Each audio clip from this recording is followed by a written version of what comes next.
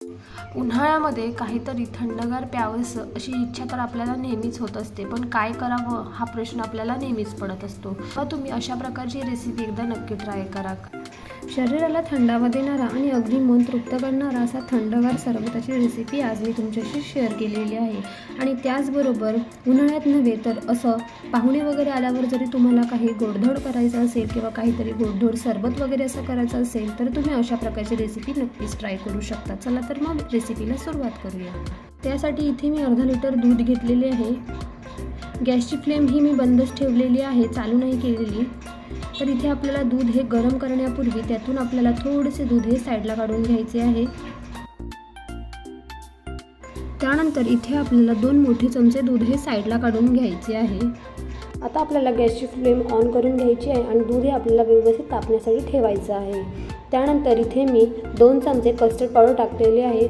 इथे मी vanilla फ्लेवरची custard powder use केलेली आहे। जर तुम्हाला दुसऱ्या कोणत्या फ्लेवरची हवी असेल तर तुम्ही ती देखील यूज केली तरी देखील चालेल। जर तुमच्याकडे कस्टर्ड पावडर अवेलेबल नसेल तर तुम्ही त्या जागी 2 चमचे कॉर्नफ्लॉवर, चिमूटभर खायचा रंग आणि त्याचबरोबर अर्धा चमचा व्हॅनिला एसेन्स घेऊ शकता। कॉर्नफ्लॉवरने देखील खूप छान सरबत होतो। तर इथे आपले दूध आहे ते व्यवस्थित असे उकळलेले आहे। याला 1 ते 2 मिनिटं आपल्याला व्यवस्थित उकळून घ्यायचं आहे। दूध उकळल्यानंतर आपल्याला त्यामध्ये 1 कप साखर टाकायची आहे। साखर ही तुम्ही तुमच्या चवीनुसार कमी जास्त ॲडजस्ट करू शकता। तर इथे मी 1 कप साखर वापरलेली आहे। तुम्हाला जर जास्त हवी असेल तर तुम्ही जास्त त्यापेक्षा थोडी जास्त वापरली तरी देखील चालेल। आता साखर ही आपल्याला व्यवस्थित यामध्ये मिक्स करून घ्यायची आहे, म्हणजे साखर ही आपल्याला पूर्णपणे यामध्ये विरघळून द्यायची आहे। तर इथे तुम्ही साखरेच्या ऐवजी खडी साखर वापरली तरी देखील चालेल।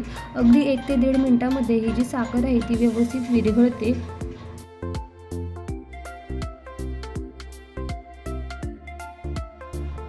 त्यानंतर आपल्याला यामध्ये जे आपण कस्टर्ड पावडर दुधामध्ये मिक्स केली होती ना ती यामध्ये टाकायची आहे।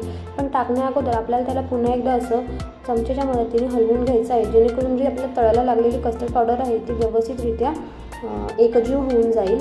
तर इथे मी कस्टर्ड पावडर जी आहे ती 2 बॅचेसमध्ये टाकत आहे। एकदमच आपल्याला नाही टाकायची, एकदम जर टाकलं तर मग गुठळे होण्याची शक्यता असते। सो त्यामुळे आपल्याला काय करायचं की 2 बॅचेसमध्ये टाकायचं आहे। तर आता आपण जी साईडला थोडी काढली होती ती देखील आता आपण यामध्ये टाकणार आहोत। त्यानंतर आपल्याला हे पुन्हा एकदा अशाच प्रकारे मिक्स करून घ्यायचं आहे। व्यवस्थित आपल्याला हे असं मिक्स करून घ्यायचं आहे। तुम्ही पाहू शकता कस्टर्ड पावडर यामध्ये आपण मिक्स केल्यानंतर थोडीशी अशी दुधाची कन्सिस्टन्सी ही दाटसर झालेली आहे। सुरुवातीला आपल्याला थोडंसं असं पातळच वाटतं, पण जसं ते थंड होऊ लागतं किंवा भिजू लागतं तसं ते पाहू शकता दाटसर व्हायला सुरुवात होते। आता या स्टेजला आल्यानंतर आपण यामध्ये काही ड्रायफ्रूट्स ॲड करणार आहोत। तर इथे मी काही बदामाचे तुकडे यामध्ये टाकलेले आहेत। तुम्हाला जर हवं असेल तर तुम्ही काजू, पिस्ता वगैरे जेवढे ड्रायफ्रूट्स त्यामध्ये ॲड करायचे असतील तेवढे तुम्ही त्यामध्ये ॲड करू शकता। तर इथे मी बदामाचे काही तुकडे ॲड केलेले आहेत। आता हे आपल्याला व्यवस्थित मिक्स करून घ्यायचं आहे आणि त्यानंतर गॅसची फ्लेम ही आपल्याला बंद करून घ्यायची आहे।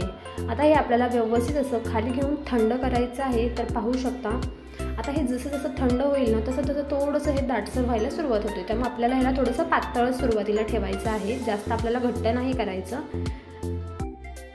तर पाहू शकता ही अशा प्रकारे कन्सिस्टन्सी आहे आपल्या सरबताची।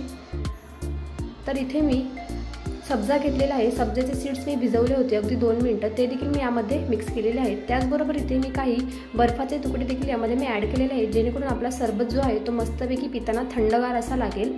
तर पाहू शकता आपला थंडगार सरबत हा तयार झालेला आहे। उन्हाळ्यामध्ये सर्वांनाच काहीतरी थंडगार असं प्यावंसं वाटत असतं, तर तुम्ही घरच्या घरी अशा प्रकारचा सरबत एकदा नक्की ट्राय करा। खूप छान लागतो आणि प्यायला देखील खूप टेस्टी लागतो। अशाच नवनवीन प्रकारच्या रेसिपीज पाहण्यासाठी जर अजून आपल्या चॅनलला कोणी सबस्क्राईब केलं नसेल तर पटकन जाऊन सबस्क्राईब करा आणि त्याचबरोबर शेजारचं बेल आयकॉनचं बटन देखील प्रेस करा, जेणेकरून आपले रेसिपीजचे व्हिडिओ तुम्हाला पटकन पाहायला मिळतील। चला तर मग भेटूया अशाच एका नवीन व्हिडिओबरोबर। तोपर्यंत स्वस्त राहा आणि मस्त खा।